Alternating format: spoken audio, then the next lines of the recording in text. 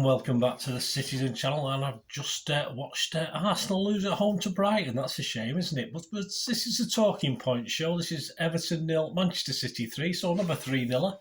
So we're going to talk about that, and of course Arsenal may get mentioned towards the end of the show, but it's all looking pretty good, isn't it? Of course, but this is talking points. This is anything we got to talk about the winner Everton, of course, on the 14th of May 2023, match day 35. 3 more to go, 2 points needed. Great stuff. So, Goodison Park, 2 p.m. Please, if you are new to the channel, push that subscribe button, push the bell notifications. Great to have you on board. Everything City, past, present, like this one, and forever, of course. And if you are pushing buttons, you press that little like button. Be much appreciated by this old City fan. Yes, we're getting anywhere between 20 and 30 likes, so keep it up, guys. Yeah, very, very grateful. Right, the lineups. Yes, Everton one forced change because of injury. Vitalia Mikolenko, is it? Yeah, he had to drop out. He was replaced by Mason Holgate. I'm not too sure the Everton fans are overly impressed with that, but just one change to the team that beat Brighton 5-1. Amazing, isn't it, how these things pan out? Pickford, Patterson, Mina, Dirty Mina. Oh, flipping it. He should play for Dirty Madrid, shouldn't he, Mina? Horrible, horrible man. Tarkowski, Holgate, Gear, Garner, Iwobi, Doucouré, McNeil, Calvert-Lewin. The subs Begovic, Lonergan, Keane, Onana, that's a good name. Gray, Morpay, Cody, Sims and Welsh. City, I got 9 right. I was happy with that. I had Stones and Bernardo in my team. But 4 changes to the game at Real Madrid. So, yeah, okay, within reason. It wasn't too mad by Pep. Still a league title to go for, of course. Edison, Walker, Diaz, Laporte, Akanji, Rodri, Gundo, Mahrez, Alvarez, Foden and Haaland. So certainly good enough on paper.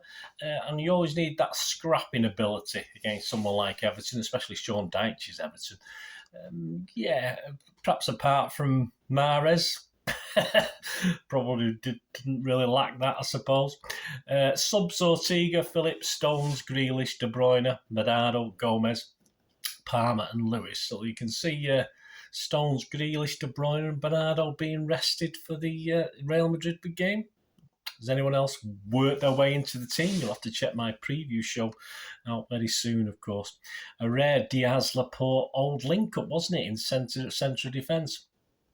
The referee was Anthony Taylor, of course. He's now refereed 38 City games. We've won 21, drawn 7 and lost 10. So he's still possibly got the worst record of all the current referees in the Premier League. 56 yellow cards. He didn't show us any today. And 3 reds, none today, thankfully. And 7 penalties he awarded us, although he didn't want to award us any today. On VAR, we had Mr. Craig Pawson. On to the match report. Yeah, 7 minutes after an Everton corner, Rodri divers on the ball slightly. Iwobi steps in, and of course, a bit of a panic in defence. Edison fluffs the clearance. Thankfully, nothing comes of it. 9 minutes, Foden goes down the left. He snaps over a cross, and Tarkowski heads clear. Everton counter. Yeah, Iwobi feeds Doucouré, and for a second, it looks like he's got a little bit of time. But Walker comes zooming up. Yes, old speed merchant Walker. What's he called? The Roadrunner Walker sprints over to resolve the situation. But I thought Doucouré looked a bit offside to me. I think so. The flag didn't go up, but I would have been interested to see back what happened with that one. 16 minutes, dirty Mina spends some time on the ground after a penalty area handbags incident. No, it's not clear what exactly hurt him. Something did, but so the referee was having none of it.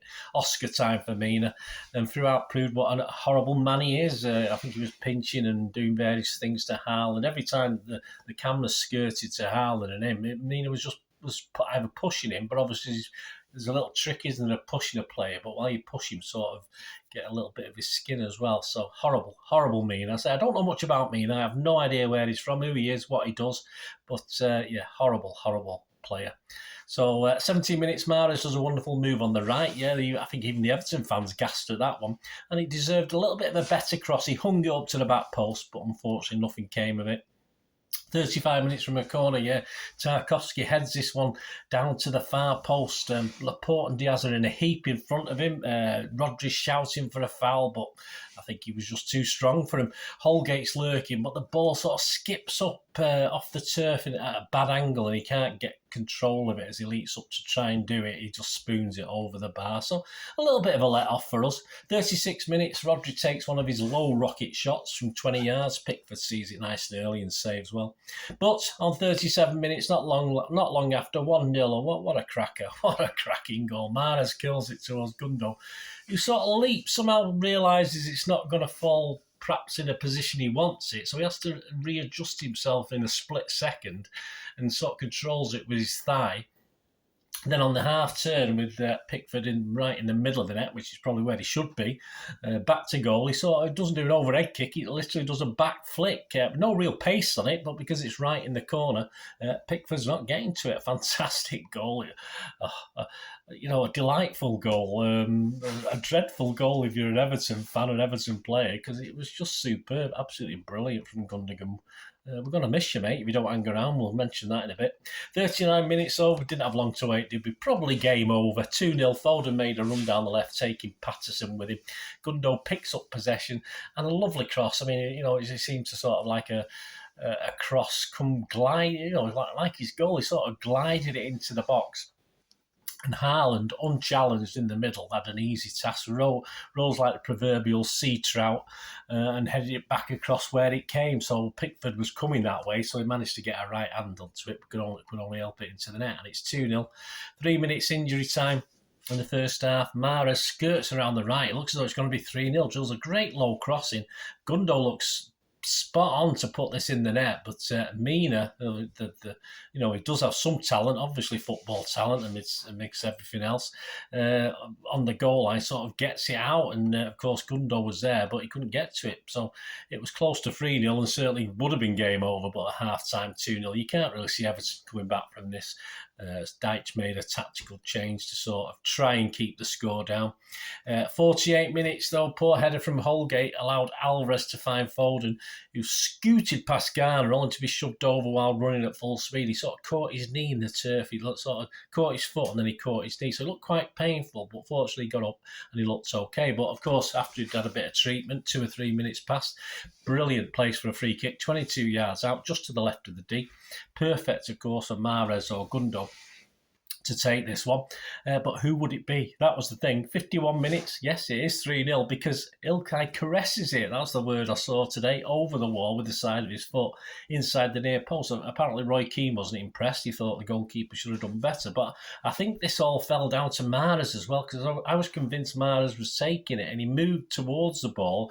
Sometimes it's half-hearted with these free kicks when players do that, but he definitely seemed as though he was going to take it. I think Pickford was wary of that, and it sort of made Pickford not react as quick perhaps as he should have done. There was players in front of him, of course. He had the wall, but he had City players in front as well. So just superb. I think Keane's been a bit unfair. He tried to get across, but it is one of these typical Pickford sort of dives. He's like the Phil Jones of goalkeepers, isn't he, with his facial expressions. It goes in the goal. A fantastic free kick from Gundogan, but all credit for Mahrez as well, for the feint, if you like, to cause that problem. And it should have been game over. 60 minutes, Rodri finds Foden, who clips over a great cross for Haaland. He sort of steadies himself to do a fantastic scissors kick, but I think we'll leave it there, the result of that one. And then Everton got back into it. Am I right? 3-1. Could have been interesting, but they sort of had 3 or 4 corners on the trot. We were struggling. We were a bit nervous, but we got through it by hook or by crook. Was there a handball by Diaz? Well, it came off his foot, so probably not. A save from Edison, but probably wasn't, even though it was a corner. I didn't see he got anything on it. It was just hit the bar and went over from Tarkowski, but a corner was given. And then from that, we could have easily conceded another header down, hit the ground, but it went over, bounced over the bar from that thug Mina again. So we got away. We got away from there. Perhaps Everton's only real time in that second half without conceding a goal. So fortunately at 3-0 up, we carried on controlling the game. Then 74 minutes, Mahrez escapes down the right, swings over across for Haaland. what Patterson does well. I thought Allen was just going to place it in, and Patterson just stuck his foot out, hooked it away, and the ball goes high into the air. Haaland knows Pickford's coming, so he tries to shepherd the ball, if you like, or wait for it. He perhaps could have moved another yard or so to shepherd it, and he wouldn't have looked as obvious. But obviously, he was trying to buy the foul, and Pickford was clumsy, went into the back of him, but the referee didn't want to know, and I'm probably with the referee on that one. I think if Haaland had been a bit clever and moved another couple of feet towards the ball, I think he might have had a chance, because I think Pickford would have still clattered him anyway. 78 minutes, Bernardo Grealish for Gundo and Haaland. 88 minutes, Rodri came off, yes, for Phillips. Why couldn't you come off another 5 minutes early? Even me, who panics even at 3-0 up, I thought he perhaps could come off a little bit earlier. 4 minutes injury time, and yeah, Diaz getting a little bit of a break on his birthday. Happy birthday, mate. Gomez replaces him. A bit of argy-bargy between, yes, you guessed it, Mina and, of course, Grealish, who replaced Haaland. So, obviously, Mina turned his affections onto Grealish. But, I don't know. Mina, I'm sure he's got some talent. I'll wait to see where it is. The match stats: shot 7 from Everton, 3 on target, 9 from City, 4 on target. So very quiet game. But I'll say we just game management the second half and for most of the second half. Possession 74% for City, passes 371 to 659 for us. Accuracy 84% by Everton. That's not bad for an opponent of City. 90% for us. Fouls 11 by them, 4 by us. 1 yellow for them, none for us. Offsides 1 for them, none for us. And corners are getting high again. 8 corners for Everton and 6 for us, and they did cause us a few problems on corners. A very interesting XG philosophy, my thanks to them. Please give them a follow on Twitter. Everton 1.71. City 0.80. Stats are ridiculous, aren't they? I mean, that's just incredible if you think about it. It's not often we get beat on XG, but to get beat on XG so convincingly but still win 3-0, very odd. Our overall record now at their place, played 90. We've improved it slightly, still not great. Won 24, drawn 23, lost 43, 104 goals scored, 151 let in. And to sum up, well, Everton, the 2 points ahead of Leicester, who have a game in hand. They're at home to Liverpool tomorrow, so you never know what's going to happen there. Very feasible Leicester could nick that, but I'm going more for a draw or a Liverpool victory. They're 1 point ahead of Leeds on the same games, with Wolves away and Bournemouth at home. It's far from easy, yet both Wolves and Bournemouth, of course, have nothing to play for, so that might work in Everton's favour. I thought Everton looked okay for parts today, especially with the corner set pieces. Calvert-Lewin was taken off to protect him, I think. I don't think he was injured.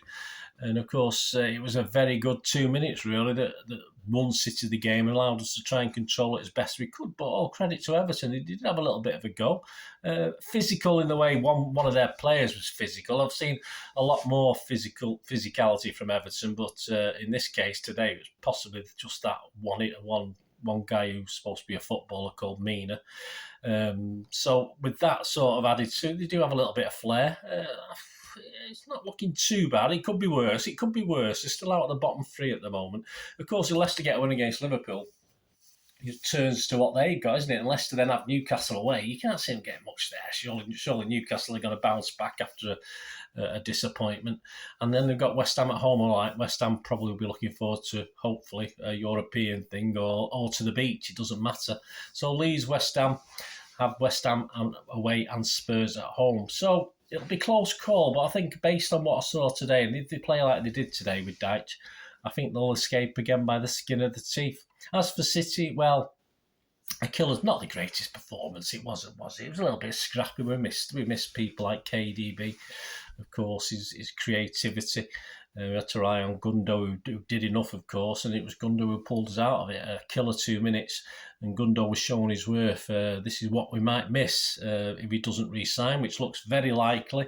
And I think City are only offering him 12 months. He wants at least 2 years, which surely, why not? I don't see any reason with that. So, because it seems so obvious, perhaps there's other reasons that we don't know of. We were far from comfortable at the back, and certainly in that stage of the game in the second half where we should have been comfortable, where they had a few corners and we sort of rolled them out.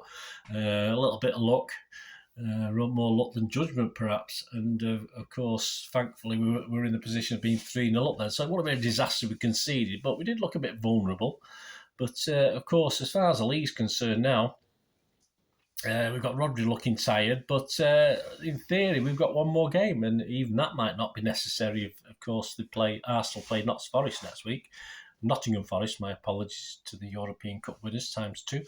Nottingham Forest next week, and if they get beat there, it's all over. If they get beat, if they draw, all we need to do against Chelsea is draw or win, and basically that's it. All we need to do is beat Chelsea, who, let's face it, have been absolutely awful. They must be due a good game, but I'm sure we'll fly out of the traps. I don't think that'll be a problem. So with 2 points needed from 3 games. Because fortunately, looking at the way Brighton played against Arsenal, I don't fancy us getting much there anyway. A draw will do me the last game of the season, but hopefully, fingers crossed. Looking as it looks at the moment, it should be all over then. You never say anything till the fat lady sings, but she's certainly getting the old vocal cords oiled, ready for action. That's for sure. So there you go. 1 out of 3, very nearly done. So we're getting there. So let me know your thoughts, guys. Great to hear your feelings. I mean, the bookies think so. Anyway, bookies think we've got it. City are 1-100 on now to win the title, and Arsenal are 50-1. They may as well be 100, 200, 500 to 1, might they, at the moment? But anyway, let me know your thoughts, guys. Great to hear from you. Please check out my Player Rated show with Simon Bukowski as well on this game. And coming very soon, of course, stay tuned, press that notification button. The preview of Manchester City versus Real Madrid Part 2. It's all 1-1, everything to play for. Join me for that. We'll have a look how they've done since we played them. And what's Ancelotti been up to, resting his players, making sure they're all fit as a fiddle for this one. And what's he going to do? What tactics is he going to play? Is it the wall? And hopefully it's on the break? Possibly. We'll talk about that in the preview anyway. Join me for that. Thanks for watching, guys, on a very good Sunday for City fans. Fantastic. All right, United won yesterday, but they don't really come into the equation at the moment, do they? City win 3-0, Arsenal lose 3-0. Great stuff. Thanks for watching, guys. Until we meet again, that's one thing, don't I? Please stay safe, Blues. And come on, City! Bye for now.